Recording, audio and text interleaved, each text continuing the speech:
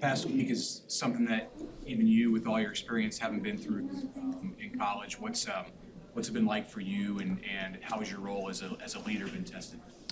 Yeah, a bit of a tough transition for the team, for the offense. I think there's no hiding that.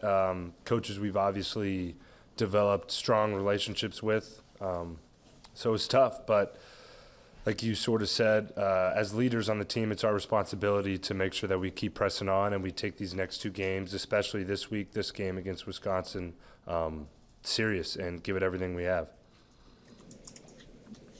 You just speak to, I guess, what Coach Purdue has kind of meant to you, as recruited you, and you've been through a lot with him, obviously. Yeah, he's meant everything to me. Tremendous football coach, tremendous person, and he's given a lot to me, and I'll forever be grateful to him, and we'll have a relationship with him for the rest of our lives. Adrian, how's your extra week? How has that helped you kind of get ready for these final two games? Yeah, a tremendous amount physically. Obviously, with the recent changes, it's helped us sort of regroup as players and get ready to attack these next two games. How do you attack the next two games when they've made staff changes before the season's over and you can't go to a bowl at this point? So, I mean, what drives you to try to finish it out the right way when it seems like maybe the administration is kind of punted until next year? Well, it's about pride. It's about pride for us as players. And these games mean a whole lot to us. I mean, shoot, it's Wisconsin. It's a rivalry game. The same goes for the next week, Iowa. Those are big games for us. Regardless of where we're at in the year, those games will always mean something. So we're just as inspired, if you will, just as fired up to stick together to fight the odds and find a way to get some wins. Adrian, Wisconsin's obviously got an elite defense, but they haven't really seen a quarterback like you in terms of mobile guys. I mean, how can you guys maybe test their defense, unlike maybe some other teams that have been able to go at them this year? Definitely. I'd say they're, maybe the best Big Ten defense, and really physical, solid all around. I mean, it's no secret, but I believe we have some pieces that they haven't seen, like you said, a mobile quarterback to my ability. I feel good about being able to threaten them that way. And then some of the other things that make our offense dynamic, we're going to have to hit on those things. What's Steve Cooper? Know a lot of people here probably know as much about him. I guess he's kind of a big guy working with you now. But what do you? He's always been in the room with you. Could you kind of explain that relationship? Yeah, he's a guy who has the respect of the guys in the quarterback room, but also on the offense. And he's been here.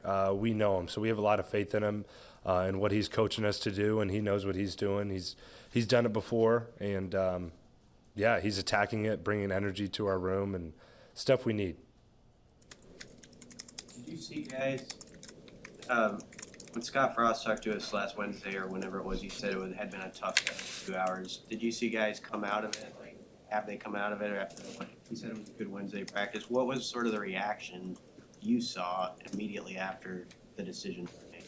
Yeah, well, guys obviously weren't jumping up and down about it. I mean, like I had said, relationships are formed over the past 4 years, and that's tough on players, on coaches, on everybody.